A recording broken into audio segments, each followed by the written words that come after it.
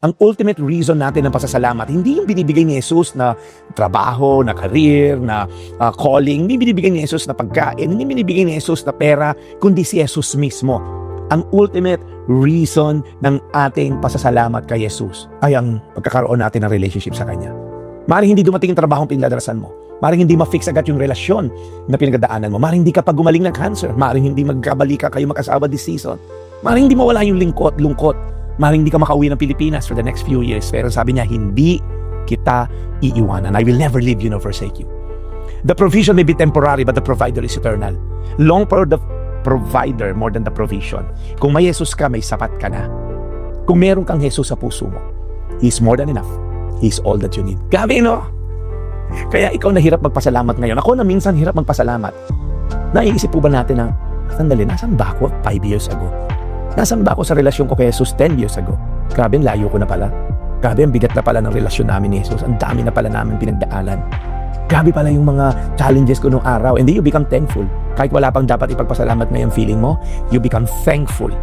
Because God has been good. His presence has been there all along. Sabi sa Habakkuk, though the fig may not grow, though the sheep pen is empty, sabi, ang daming problema, walang ubas, walang karne ng meat ng sheep, walang bunga yung mga figs and all. Sabi niya, but doesn't matter. I will still worship Him. I will still glorify Him. Sabi niya, ang galing nung sinabi doon na ang key to luck is to worship. And yet, I will worship you. And yet, I will call upon your name. And yet, I'll be thankful to you. Kaya po minsan, pag na-focus tayo madala sa problema, masyado tayong aligaga sa maraming bagay to provide, to make things happen. Nawiwindang tayo. But when we pause and pray, makikita mo, Lord, salamat po. Sabi mo yung struggles mo, dalhin mo kay Jesus.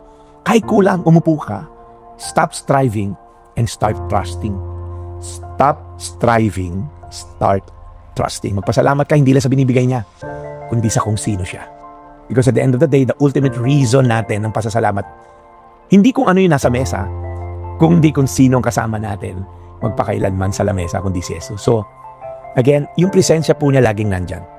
Yung presensya niya lagi nating kasama. Someone once said na presence is a gift.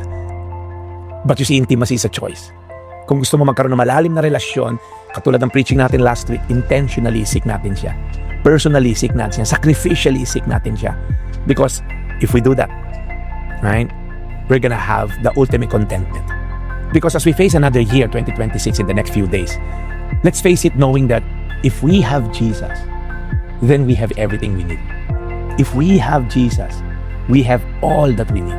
Kaya I want to encourage you today, alam kong mahirap magpasalamat, namatayan tayo, OFW ka na nag-iisa ngayon sa kwarto, hiwalay kayong mag-asawa, lubog sa utang, hindi nakapasa sa board, whatever. Hindi tayo makahanap ng rason to be thankful. Right? And ngayong kakatapos na ng Pasko, papasok naman bagong taon, kasi parang wala akong dapat ipagpasalamat. But let me tell you something. If you have a relationship with Christ, that's all that you need. That's all that matters. Ano sabi ni Jesus? Apart from me, you can do nothing. Kung meron ka ng lahat, wala si Kristo, wala ka rin kwenta. Pero kung meron kang Kristo at wala kang maraming bagay, ikaw ang pinakamahalagang tao sa mata ng Diyos. Because ikaw ay anak niya. If you're having a struggle in thanking the Lord, my hope and prayer is that you'll find this name that is above all name, Jesus Christ. And then you're gonna have the best life ever. Contented, satisfied, fulfilled.